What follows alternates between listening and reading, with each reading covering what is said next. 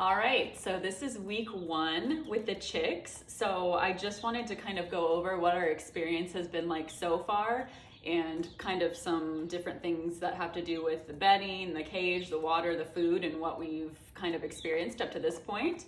The girls are 4 days old now. We got them on Wednesday. It's now Saturday. The first day, I'm not gonna lie, was pretty stressful. We had some trial and error things with the temperature we had to figure out.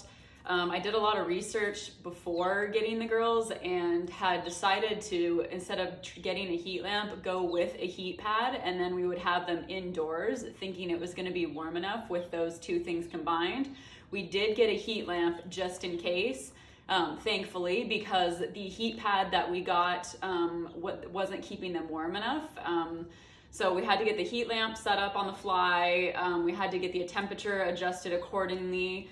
And the two of the girls had pasty butt the first day as well too. So I was a bit frantic about that. We called a friend that had chickens, asked her what to do, even though we already knew what to do. We just needed a little bit of confirmation. And we got that sorted out. They were fine. They started calming down, got warm, got settled in. We didn't sleep much the first night because we were worried that the heat lamp wasn't going to keep a consistent temperature and it was going to just go off or something overnight, and we were going to come out and in the morning things weren't going to be good. So it was not great sleep the first night, but the first night when we came out and checked constantly reassured us that the heat lamp was going to be fine, the girls were going to be fine, everything was okay. So day 4, we're feeling a lot more confident about our abilities to keep these little creatures alive. 2 of them have continued to have pasty butt. I don't know if it's exactly pasty butt, but they've had a little bit of droppings stuck on their back area every day. So just to be cautious, I've been cleaning it. Anytime I see even a little bit of something, I've been cleaning it. So 2 of them I have been cleaning every day. And there's a lot of really good videos online about pasty butt and how to deal with it. It's really easy, really straightforward. Once you get the hang of it, it's a lot less intimidating, and I now feel confident knowing that I can clean them off without hurting them, and that pasty butt's not going to be a problem. Other than that though, they've been pretty easy once we kind of got in a routine. Since we do have them indoors, I've been changing out their paper and the paper towels every morning.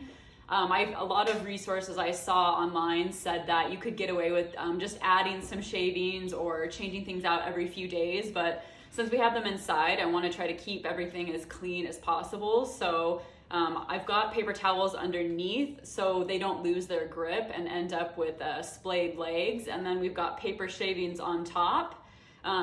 We talked to a few different pet stores and they said to avoid wood, just for different birds in general, that they would avoid the wood shavings just because of the oils that they can release, cedar or pine, and that they would go with the recycled paper shavings. So that's what we ended up going with, and the girls love it. And then we've got to keep their water and food free of shavings, or an attempt to do so. We've got things sitting on a little piece of cardboard, and I change that cardboard out. I flip it. Day 1, I put it in. Day 2, I flip it to the poop-free side, and then day 3, I'm getting a new piece, just because it's amazing how dirty things get, how quickly. I'm changing their water every morning. Wiping down the base with a little bit of vinegar water just to make sure there's no bacteria, and then getting them some new cold water.